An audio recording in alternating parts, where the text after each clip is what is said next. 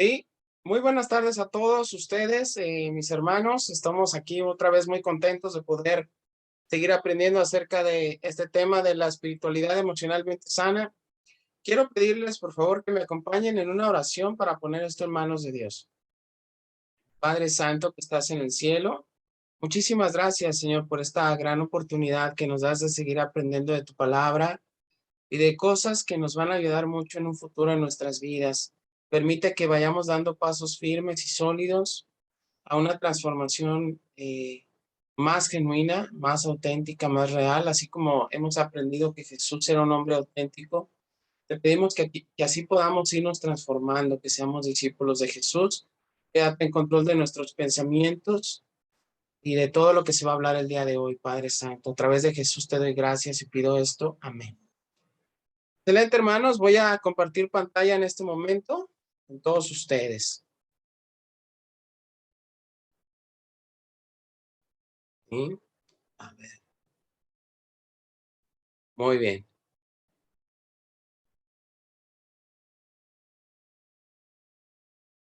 Sí. Listo. Esperar. Está un poquito lenta la computadora, pero ahí vamos, ¿eh? Un segundo. Muy bien. El tema de hoy es retroceder para poder avanzar y cómo romper el poder del pasado. Eh, Hoy vamos a aprender, hermanos, que en ocasiones es muy importante poder hacer un retroceso, una retrospección de nuestro pasado. Incluso vamos a analizar temas de nuestro pasado familiar para poder comprender más de por qué reaccionamos como reaccionamos en el presente y qué cosas podemos vencer si retrocedemos para poder avanzar. Parecería contradictorio, ¿verdad? Vamos a retroceder para realmente avanzar, pero en este caso, hablando espiritualmente, no es así. Si retrocedemos va a ser para poder analizar aspectos que son muy importantes en nuestro pasado y entonces sí podamos avanzar en el futuro, porque precisamente a veces por no retroceder, por no hacer una remembranza de sucesos que hemos pasado, es precisamente por eso que no podemos avanzar en nuestra espiritualidad. ¿De acuerdo? La espiritualidad emocionalmente sana no tiene que ver con la negación ni con la ilusión, sino con la realidad. ¿Saben qué, hermanos? Dios permitió muchas cosas en nuestra vida. Él decidió cuándo naceríamos, en qué época, en qué país, en qué circunstancias, ¿verdad? Y definitivamente para poder llegar a ser personas que no viven una ilusión, que no viven en ilusiones y que además no viven en la negación, negando lo que son, negando su presente, negando su futuro, negando su pasado, tenemos que afianzarnos en la realidad. Porque la realidad, hermanos, nos abre los ojos completamente de cómo estamos, en qué situación, en qué circunstancia, para entonces ser conscientes de todo lo que nos rodea y de esa manera poder dar pasos hacia adelante en nuestras vidas. Esto consiste en aceptar la decisión de Dios de hacernos nacer en una familia determinada, en un lugar preciso y en un momento específico de nuestra vida. Algunas personas he escuchado que en algunas ocasiones han dicho, ¿por qué tuve esta familia? ¿Por qué tuve este padre? ¿Por qué tuve esta madre? ¿Por qué tuve estos hermanos? ¿Por qué no me tocó nacer en cuna de oro, verdad? Donde hubiera mucho dinero, donde las personas fueran, educadas, etcétera, ¿verdad? Nos hacemos muchas veces esas preguntas, pero te voy a decir algo. Ninguna familia que esté sobre la faz de la tierra es perfecta, porque estamos en un mundo caído. Desde que Satanás engañó a Eva y Adán, esa familia que era lo que Dios había planteado como algo perfecto, se vino abajo. Y a partir de ahí, todas las familias, sin hacer de lado a alguna familia, hermanos, todas las familias son imperfectas. Entonces te voy a decir algo, incluso la familia de nuestro Señor Jesús, con José y María, era una familia imperfecta. Entonces, ¿qué hacer con esa realidad? Lo que podemos hacer es aceptar tomar una resignación de que Dios permitió hacernos nacer, como dice aquí, en una familia determinada, en un lugar y en un momento específico. Porque a pesar de todo, Dios puede seguir mostrando su gloria en nuestras vidas. Las bendiciones y los pecados de 2 o 3 generaciones pasadas de nuestra familia tienen un profundo impacto en quiénes somos en el presente. Esto me impactó porque yo había considerado que las generaciones que realmente me afectaron fueron la de mi padre y mi madre y además la de los padres de ellos, es decir, los abuelos míos. Pero nos vamos a dar cuenta que realmente hay formas, hay pecados generacionales que familias adoptan y que siguen afectando generación tras generación. Si tú, por ejemplo, luchabas con el alcoholismo, o si tú luchabas o luchas con la inmoralidad sexual, ¿habías pensado que es muy probable que tu bisabuelo o bisabuela lucharan con eso también? Muy interesante, ¿verdad? Porque sí, precisamente lo que señala el libro es que hay varias generaciones, 2 o 3 generaciones, que comenzaron con algún tipo de pecado en sus vidas y eso se fue transmitiendo de generación en generación. Eso es muy importante que lo podamos ver. Ahora, el discipulado nos exige dejar de lado los modelos pecaminosos de nuestra familia de origen para volver a aprender cómo vivir a la manera de Dios y en la familia de Dios. Esto es fundamental, hermanos. Para eso es el discipulado. Para ayudarnos a vivir en una familia espiritual y dejar de lado los modelos pecaminosos de lo que aprendimos de nuestra familia de origen, para vivir ahora en una familia espiritual. Entonces, el tema del discipulado no es solamente porque se le ocurrió un día a la iglesia, no, es algo muy profundo, es algo que necesitamos adoptar en nuestras vidas para seguirnos pareciendo a Jesús. Necesitamos practicarlo, hermanos. ¿Sí? Ahora, vamos a analizar el tema el poder de la familia. ¿De acuerdo? Tu familia, desde un punto de vista bíblico, incluye a todos tus hermanos, hermanas, tíos, tías, abuelos, bisabuelos, tíos, abuelos y tías abuelas y otras personas importantes. ¿Por qué te comento esto? Porque muchas veces podríamos, cuando escuchamos en estos temas, el tema de familia, podríamos solamente encajonar este tema a unas cuantas personas, es decir, papá, mamá, hermanos y hermanas. Y ahí, hasta ahí, le paramos. Pero no, cuando hablemos de familia, vamos a hablar de abuelos, tíos, tías, tías abuelas, tíos abuelos, primos, primas, etcétera, ¿de acuerdo? Esto es muy importante. Personas que abandonan su hogar siendo jóvenes, decididas a separarse de la historia de su familia, pronto descubren que el modo de vivir de ella la sigue donde quiera que vayan. ¿Qué quiere decir esto, hermanos? De verdad es que esto que podemos haber aprendido en nuestra familia está tan arraigado y tan profundo en nuestro ADN, casi por así decirlo, que como tal lo señala este ejemplo, puede haber personas que quieran decir, ya no quiero este estilo de vida, me voy y me alejo totalmente de mis familiares para no tener que estar viviendo y viendo estas cosas. Pero después se dan cuenta que cuando ellos forman sus propias familias, ese mismo modo de vivir, ese, por así decirlo, fantasma se hace presente una vez más. Porque lo que aprendimos en nuestra familia de origen, lo llevamos a nuestras nuevas familias, a nuestros nuevos grupos de relaciones con personas. Y así de esa misma manera pretendemos relacionarnos con otras personas. Entonces, aquí no cabe, como decíamos en un principio, vivir de ilusión o negación. Vivir de ilusión es decir, yo ya soy una nueva persona porque ya no vivo con mis padres, ya no voy a vivir de tal o cual manera. O negarlo, ¿verdad? no hacer frente a esas realidades que tenemos presentes en nuestras vidas. Así que lo más importante o lo más inteligente que podemos hacer, lo más espiritual, es hacerle presente a enfrentar a nuestra realidad que nos sigue a donde quiera que vamos, porque es la única forma de poder vencerlo, cuando somos conscientes de quiénes somos.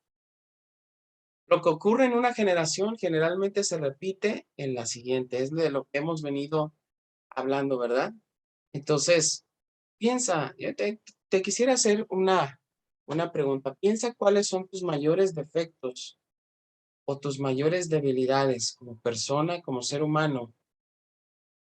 Y piensa ahora si esas mismas debilidades las tenía tu padre, tu madre, tu abuela, tu abuelo. Y es muy probable que encuentres que sí, definitivamente. Cuando, por ejemplo, un hombre tiene falta de carácter, es muy probable que su padre, la figura masculina, también sea una persona con falta de carácter, o que su abuelo es una persona con falta de carácter. Cuando una persona también es muy enojona, ¿verdad? Pelea con la ira. Es muy probable que también sus padres peleaban, luchaban con la ira, o sus abuelos, o sus tíos, o sus primos, etcétera.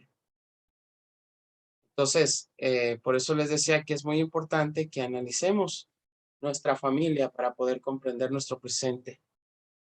Las consecuencias de las acciones y decisiones que se toman durante una generación afectan a las generaciones siguientes.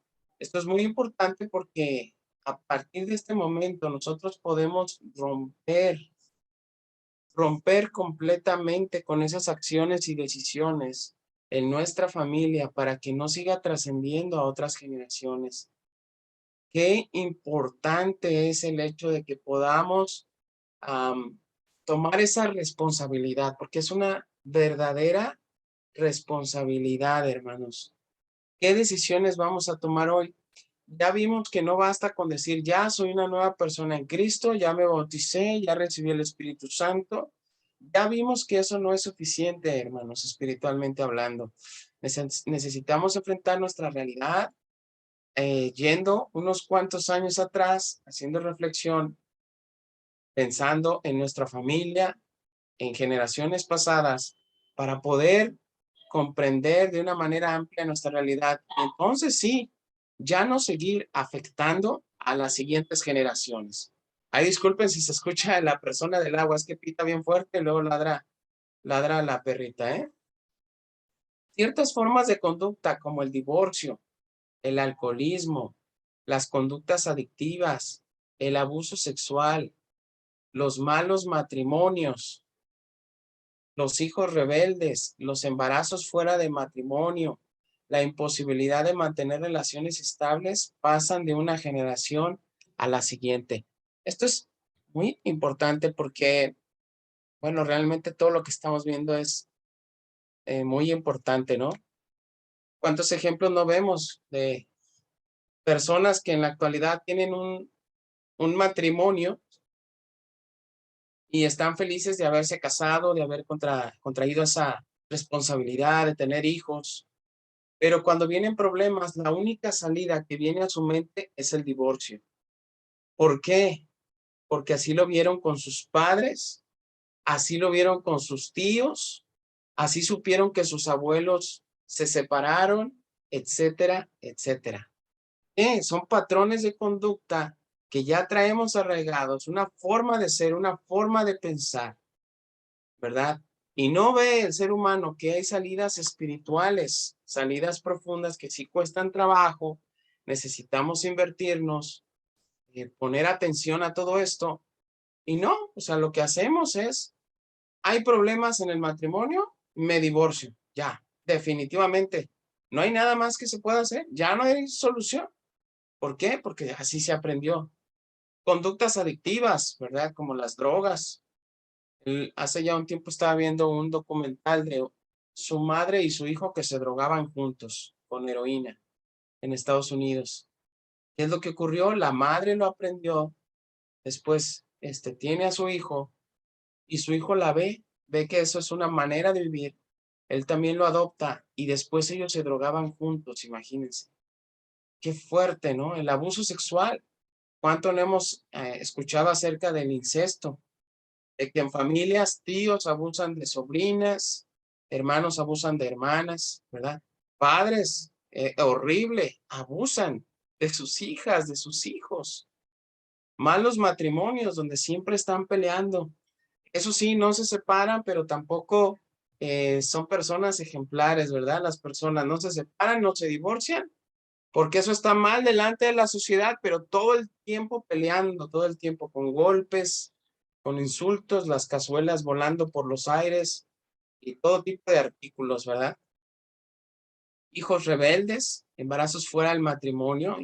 Y tenía un amigo que él me comentó que su familia, y no solo su familia, varias familias que formaban un grupo, que formaban parte de su familia general, de tíos, tías, etcétera, primos, primas, había el matriarcado. Él me mencionaba que había un matriarcado porque después de que se separaban, se divorciaban, las madres eran quienes tenían la autoridad, ¿verdad? Quienes dirigían a la familia, a esos pequeños varoncitos y pequeñas niñas, ¿no? ¿Y qué pasaba? O una de dos, eh, estas personas que se separaban de su pareja o que a lo mejor nunca se casaron, tenían una manera de vivir que lo transmitían a los pequeños y a las pequeñas, donde se aprendía que así como mamá, yo puedo tener embarazos fuera del matrimonio sin ningún problema. Es normal. Eso ocurrió con mamá, eso ocurrió con mi hermana, eso va a ocurrir conmigo y si ocurre es totalmente normal. Entonces, su familia estaba así, hermanos. Él me comentaba, muchas mujeres solteras con sus hijos, ¿verdad? ¿Por qué? Porque era normal los embarazos fuera del matrimonio. Dificultad para mantener relaciones estables y todo este tipo de situaciones pasan de una generación a otra. Miren lo que dice Éxodo 24:6, y esto es muy revelador. No te hagas ninguna clase de ídolo ni imagen de ninguna cosa que está en los cielos, en la tierra o en el mar. No te inclines ante ellos ni les rindas culto, porque yo, el Señor tu Dios, soy Dios celoso, quien no tolerará que entregues tu corazón a otros dioses, extendiendo los pecados de los padres sobre los hijos. Toda la familia de los que me rechazan queda afectada, hasta los hijos de la tercera y la cuarta generación. Pero derramo amor inagotable por 1000 generaciones sobre los que me aman y obedecen mis mandatos. Qué fuerte. O sea, Dios dice, los que me rechazan, toda familia que me rechaza queda afectada. ¿Qué tal? Y aquí se cumple, ¿verdad? Lo que veníamos hablando en esta escritura, tercera o cuarta generación, imagínense. Esto es muy fuerte. ¿Qué es lo que ocurría? El contexto es que eh, Israel está saliendo de Egipto y Dios no quiere por ninguna razón que ellos sigan pensando en su manera de vivir en Egipto o lo que aprendieron de Egipto. ¿Sí? En Egipto adoraban imágenes, adoraban muchos dioses. Y les decía, eso que aprendiste en Egipto, en ese lugar, en ese seno donde tú creciste, quiero que lo olvides por completo. El no hacer caso a lo que yo te digo significa que me estás rechazando, tu familia me rechaza y que por lo tanto va a quedar afectada, va a haber consecuencias. Pero por otra parte es increíble esta escritura donde dice, pero derramo amor inagotable por 1000 generaciones. ¿Cuál te gusta más, hermano, hermana? ¿Qué ejemplo te gusta más? ¿La familia que va a ser afectada de manera positiva por 1000 generaciones o la familia que quedará afectada al rechazar a Dios hasta la tercera o cuarta generación? Los modelos familiares del pasado se reproducen en nuestras relaciones presentes sin que sea necesario que nosotros nos demos cuenta. ¿Por qué? Pues precisamente no nos damos cuenta porque, como les decía en el ejemplo de estas familias de matriarcado, porque así se vive y se considera que eso es algo muy normal. En Egipto era muy normal, ¿verdad? Que adoraran dioses. En la época de los romanos, en esa sociedad, era muy normal el homosexualismo con los griegos. Era totalmente normal, porque así se vivía. Y Dios precisamente sabía que su pueblo se iba a enfrentar a esas cosas y que sus familias, todas las familias que conformaban Israel, podían quedar afectadas. Por eso les ponía estas advertencias. Somos jugadores dentro de un sistema familiar más amplio que puede remontarse, como dice la Biblia, a 3 o 4 generaciones. Miren lo que dice Juan 8:31 al 38. Jesús le dijo a la gente que creyó en él: ustedes son verdaderamente mis discípulos si se mantienen fieles a mis enseñanzas y conocerán la verdad, y la verdad los hará libres. Nosotros somos descendientes de Abraham, le respondieron. Nunca hemos sido esclavos de nadie. ¿Qué quieres decir con los hará libres? Jesús contestó: les digo la verdad, todo el que comete pecado es esclavo del pecado. Un esclavo no es un miembro permanente de la familia, pero un hijo sí forma parte de la familia para siempre. Así que si el hijo los hace libres, ustedes son verdaderamente libres. Claro que me doy cuenta de que son descendientes de Abraham. Aún así, algunos de ustedes procurarán matarme porque no tienen lugar para mi mensaje en su corazón. Yo les cuento lo que vi cuando estaba con mi padre, pero ustedes siguen el consejo de su padre. Interesantes palabras porque, si se fijan, hace mención a Abraham. Abraham era considerado el padre de la nación de Israel, de los judíos. Hace mención a Jesús, toca el tema de la familia, y Jesús habla de su padre y de además otro padre que tienen ellos. Y ya nos damos cuenta en qué culmina esta discusión, ¿verdad? Jesús termina diciéndoles que su padre es el diablo. Palabras muy fuertes. Cuando nuestra familia queda afectada por el pecado en este mundo, hermanos, lo que Jesús quiere es hacernos conocer la verdad de por qué las cosas son como están o que ocurren en nuestras familias para hacernos libres. Pero necesitamos creer en Él y ser discípulos de Jesús. Tanto Jesús y como nuestro Padre del Cielo están completamente conscientes de que necesitamos ayuda. Ellos no se daban cuenta. Creían que por ser descendientes de Abraham ya todo estaba bien. Pero oh sorpresa, Abraham tenía grandes defectos de carácter, hermanos, que afectaron a la familia del mismo Abraham. Y esto es fuerte. Entonces, lo que Jesús quiere es que todas las familias y todos los seres humanos seamos libres, realmente libres. Eso es lo que Jesús pretende de nuestras vidas. Mateo 10:37. Si amas a tu padre o a tu madre más que a mí, no eres digno de ser mío. Si amas a tu hijo o a tu hija más que a mí, no eres digno de ser mío. Él sabía que nuestras familias son imperfectas y que nuestras relaciones y modelos de amor están dañados debido al pecado. Ya Jesús estaba diciendo, si tu manera de vivir, lo que aprendiste de tus padres, no lo quieres dejar, es decir, si amas más la forma de vivir de tus padres, de tus hermanos, de lo que aprendiste en tu familia, pues no mereces ser mío. Si no quieres dejar lo que traes enraizado en tu corazón, ese pecado, esa falta de carácter, como lo veníamos hablando, esa inmoralidad, si no quieres dejar ese alcoholismo que aprendiste, si no quieres dejar el mal carácter, la ira, si no quieres dejar el chisme, hay familias chismosísimas, hermanos, ¿verdad? Si no quieres dejar de todo el tiempo estar viviendo como a mí no me gusta y lo aprendiste de tu familia, entonces no mereces ser mío. Entonces no podrás estar conmigo. Entonces lo que nos llama a Jesús en esta escritura que acabamos de ver aquí, hermanos, es nos está diciendo, deja ya de vivir conforme lo que aprendiste de tu familia. Ya, definitivamente tienes que desprenderte de eso para que entonces podamos ser discípulos de Jesús. Miren, vamos a hablar de algunos ejemplos de el modelo de mentira de cada generación, de cómo cada generación fue afectado bíblicamente para que veamos qué ejemplos nos da la Biblia, ¿no? Por ejemplo, estábamos hablando de Abraham, al que los judíos admiraban tanto. Abraham mintió 2 veces sobre Sara, ¿recuerdas?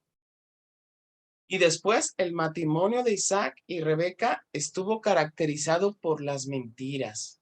Es decir, ya la descendencia de ellos tuvo estos problemas de las mentiras. Pero después otra familia, derivado de esta familia, Jacob les mintió a casi todos. Su nombre significa impostor, pero seguían las generaciones subsecuentes. Después, 10 de los hijos de Jacob mintieron acerca de la muerte de José, fingieron un funeral y mantuvieron un secreto familiar por más de 10 años. ¿Qué tal? A veces nos resistimos, ¿verdad? A aceptar que nuestros padres pecaron delante de Dios. Nos resistimos a aceptar que nuestro abuelo, nuestra abuela eran pecadores. No queremos verlos así, no queremos que se manche esa idea que tenemos de ellos, pero es una realidad. Aquí vemos un modelo de mentira derivado de cómo Abraham se comenzó a comportar. Vamos a ver otro ejemplo. El favoritismo, ¿verdad? Lo vemos muy palpablemente, el favoritismo que tenía Abraham. Abraham prefería a Ismael y después su hijo Isaac prefería a Esaú y después Jacob prefería a José. ¿Recuerdas cómo prefería a José, el soñador? Esto es bien serio, hermanos, porque nosotros vemos en la historia bíblica y nos damos cuenta que es muy probable que también los hermanos hubieran sentido celos, ¿no? Enojo, al ver que su padre se desbordaba de amor por José y que no era lo mismo hacia ellos. ¿Por qué? ¿Has visto ese ejemplo? Esos ejemplos donde papás en familias, véngase mi favorito, ¿no? Véngase mi favorita.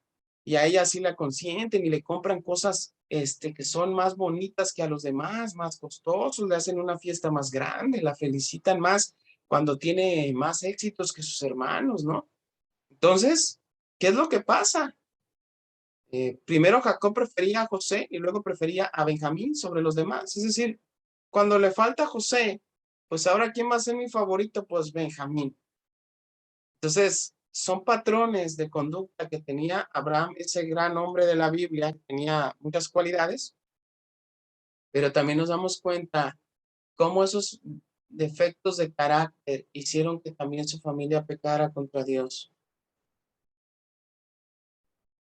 Hermanos que experimentaron una separación entre ellos en cada generación. Y aquí lo vemos, el ejemplo. Isaac e Ismael, los hijos de Abraham, estaban separados. Todos conocemos esa historia, ¿verdad? Jacob huyó de Esaú y estuvieron completamente separados durante años. Todos sabemos también esa historia, cómo se enojaron ellos dos. Bueno, sobre todo Esaú, ¿verdad? Quería matar a Jacob. Llegó un momento en que lo odiaba. Y después José estuvo separado de sus 10 hermanos por más de una década. ¿Cómo se van cumpliendo, hermanos, estos patrones de conducta en nuestras familias? Importante entonces que podamos hacer referencia a ello, que podamos meditarlo. Y por lo pronto, hermanos, vamos a dejar este tema hasta aquí. Me gustaría que en este momento todos pudiésemos compartir qué aprendieron de la clase y en qué circunstancias se identifica cada uno con la familia de Abraham, no necesariamente con el pecado de la mentira, ¿verdad? Pero sí sé que puede haber otros tipos de pecados que han trascendido de generación en generación, pero lo más importante es que reflexionemos si queremos que esto no siga trascendiendo a otras generaciones. Más adelante vamos a ver este tema que se llama los 10 mandamientos de tu familia. Ya vimos que Dios nos dio mandatos a todos nosotros, ¿verdad? Desde el Antiguo Testamento. Y como Dios nos decía, si tú los cumples y no los rechazas, serás bendecido generación tras generación. Pero si los rechazas, pues entonces habrá consecuencias.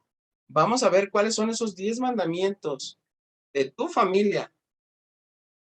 Nos vamos a identificar mucho porque necesitamos ser conscientes de que hay mandamientos de nuestra familia, de cómo vivimos, pero están los mandamientos y las ordenanzas de Dios. Y tenemos que hacer una comparación de esos mandamientos y tomar decisiones con respecto a cómo quién o qué mandamientos más bien queremos aplicar. Muchas gracias a todos, hermanos. También comentarles, aquí termina la clase, que el próximo mes vamos a dejar por el momento estos temas porque un hermano de Estados Unidos nos va a compartir clases sobre homosexualismo a todas las 3 regiones, Guadalajara, Zapopan y Tlajomulco, y va a ser los miércoles. ¿De acuerdo? Entonces, es muy probable que no nos estemos reuniendo ni los miércoles en el salón, ni tampoco los miércoles por charla. Ya se los haré saber. O, bueno, está bien, mejor esperen el anuncio, pero sí decirles que el próximo mes vamos a tener, hermanos, este tipo de clases. También va a hablar, si no me equivoco, de temas de ideología de género, que son muy interesantes y espiritualmente nos van a ayudar mucho. Mis hermanos, eso es todo por el momento. Gracias, cuídense mucho y que estén muy bien. Hasta pronto.